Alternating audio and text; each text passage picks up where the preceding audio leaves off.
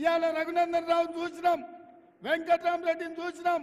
Venkatrama Reddy already ఎమ్మెల్యేగా ఉన్నాడు, ఇప్పుడు మళ్ళీ ఎంపీగా ఎందుకు నిలబడ్డాడు అంటే కేసీఆర్కు హరీష్ రావుకు 100 కోట్ల రూపాయలు ఇస్తున్నాడు కాబట్టి ఎక్కడి నుంచో కరీంనగర్ నుంచి తీసుకొచ్చి మెదకు ఎన్నికల బరిలో దించిండ్రు.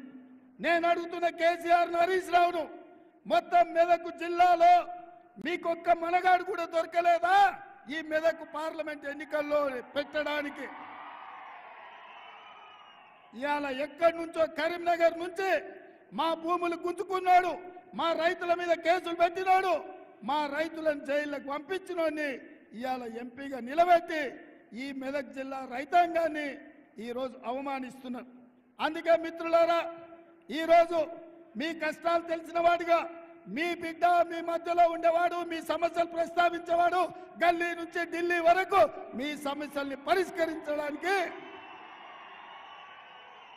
మాదిగల ఏబిసిడి వర్గీకరణ కోసం, ముదిరాజులు బీసీ డి గ్రూప్ నుంచి ఏ గ్రూప్లకు తేవడం కోసం ఈనాడు బీజేపీ నరేంద్ర మోడీ రాజ్యాంగాన్ని మార్చాలని, రిజర్వేషన్లు రద్దు చేయాలని, దళితులు గిరిజనులకు బలైన వర్గాలకు వ్యతిరేకంగా కుట్ర చేస్తున్నారు. కాబట్టి మిత్రులారా, రేపు జరగబోయే ఎన్నికల్లో బీఆర్ఎస్ బీజేపీని బొంద పెట్టాలి, నీల మధును గెలిపించాలి. ఇవాళ బీజేపీ వాళ్ళు అంటున్నారు ఎన్నికలు వచ్చినప్పుడల్లా వాళ్ళకి రాముడు గుర్తొస్తాడు.